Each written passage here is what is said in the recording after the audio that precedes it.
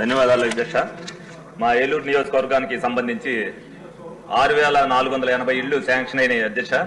4,272 ఇళ్లు క్యాన్సిల్ చేశారని చెప్పిచ్చారు. దీనికి సంబంధించి మరి 13% వర్క్ కంప్లీట్ అయింది. దానికి సంబంధించి 41,40 లక్షల రూపాయలు ఖర్చు పెట్టడం జరిగింది. మరి ఆల్రెడీ పొలం నిమిత్తం కూడా మనం కోట్లలో ఖర్చు పెట్టినట్టు ఉన్నాం. మరి వీటికి సంబంధించి మరి డీడీలు కట్టిన వారికి మరి మనం అందరికీ ఇల్లు ఇస్తామా లేదా అనేది దాని మీద ఏ నిర్ణయం తీసుకుంటారనేది మరి మంత్రివర్యులు చెప్పాలని చెప్పి నేను కోరుకుంటున్నాను అధ్యక్ష. అలాగే ఈ 4,272 ఇళ్లు క్యాన్సిల్ అయినాయి, మళ్ళీ మనం వాళ్ళకి ఇస్తామా లేదా ఏ నిర్ణయం తీసుకుంటున్నాం అనేది కూడా చెప్పవలసిన అవసరం ఎంతైనా ఉంది అధ్యక్ష. అలాగే మొన్న గౌరవ మంత్రివర్యులు పార్థసారథి గారు ఆధ్వర్యంలో లీడ్ బ్యాంక్ మేనేజర్ గారి దగ్గర మరి మీటింగ్ వేయడం జరిగింది.